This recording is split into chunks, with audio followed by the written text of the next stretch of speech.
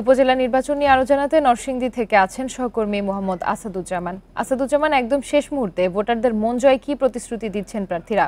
কিছু অভিযোগ পাল্টা অভিযোগও পাওয়া যাচ্ছে, সব মিলিয়ে নির্বাচনী পরিবেশ কেমন দেখছেন? এলো Beximco bond, Beximco first unsecured zero coupon bond.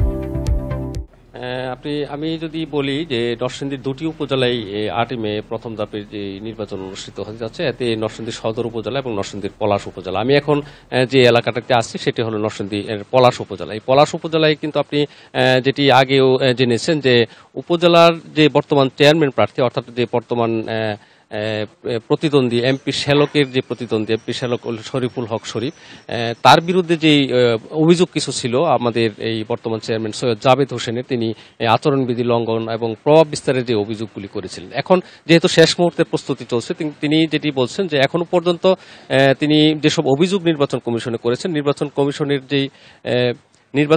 কমিশনের যে ব্যবস্থা অনুযায়ী যেই অপারেশন নিয়েছেন, অর্থাৎ নির্বাচন কমিশনের লোকজন যে পদক্ষেপ নিয়েছেন এই অভিযোগ অনুযায়ী, সে অনুযায়ী কিন্তু এখন পর্যন্ত আসলে এই সৈয়দ জাবেদ হোসেন নির্বাচন কমিশনের কাজকর্মে তারা সন্তুষ্ট।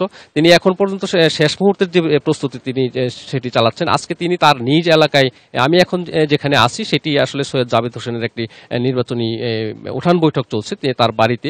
তিনি তার নিজ এলাকার যেই নেতাকর্মী আছেন তাদেরকে আসলে নির্বাচনের বিষয়ে কিভাবে এই সুষ্ঠু নির্বাচন করা যাবে এবং ভোটারদেরকে কিভাবে কেন্দ্রে নেওয়া যাবে সেসব বিষয়ে পরামর্শ দিচ্ছেন।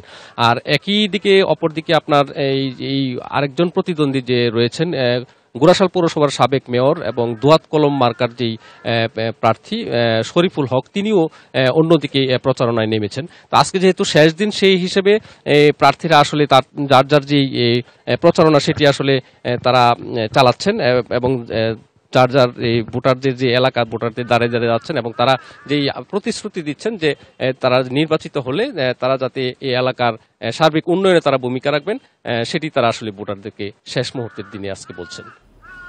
নরসিংদী থেকে উপজেলা নির্বাচনের খবর জানাচ্ছিলেন সহকর্মী মোহাম্মদ আসাদুজ্জামান।